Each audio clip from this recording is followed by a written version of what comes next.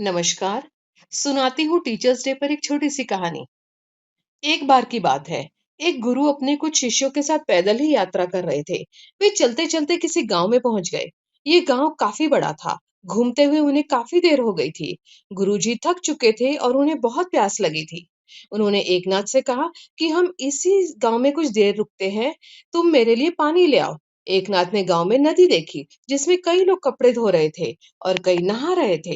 इसलिए नदी का पानी बहुत गंदा दिख रहा था। एकनाथ ने सोचा कि ऐसा गंदा पानी गुरुजी के स्वास्थ्य को खराब कर सकता है, इसलिए ये पानी नहीं पिलाया जा सकता। इसलिए एकनाथ बिना पानी लिए ही वापस लौट आया। उसने नदी के गंदे पानी की सारी बात गुरुजी को बता दी। इसके बाद गुरुजी ने किसी दूसरे शिष्य को पानी लाने के लिए भेजा। कुछ देर बाद वह शिष्य पानी साथ लेकर लौटा। गुरुजी ने इस दूसरे शिष्य से पूछा कि नदी का पानी तो गंदा था, फिर तुम ये पानी कहाँ से लाए? शिष्य बोला, गुरुजी, नदी का पानी वास्तव में बहुत ही गंदा था, लेकिन लोगों के नदी से चले जाने के बाद मैंने कुछ देर इंतजार किया।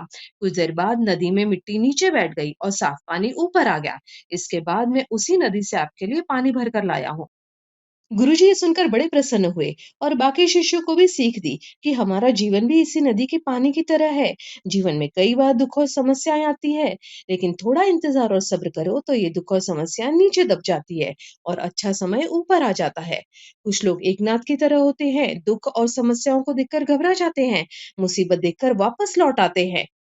ऐसे लोग जीवन में कभी आगे नहीं बढ़ पाते। वहीं दूसरी जगह कुछ लोग ऐसे होते हैं जो धैर्यशील होते हैं, इंतजार करते हैं। कुछ समय बाद ये जो गंदगी रूपी समस्याएं खत्म हो जाएंगी और वह सफल हो जाएंगे। अपना जीवन अच्छा चाहते हो, पेशेंस रखना बहुत जरूरी है। इस छोटी सी सीख के साथ कहानी यहीं समाप्त होती है। अगली कहानी सुनने के लिए चैनल को सब्सक्राइब कर लीजिए और कहानी पसंद आई हो तो लाइक जरूर कीजिए। धन्यवाद।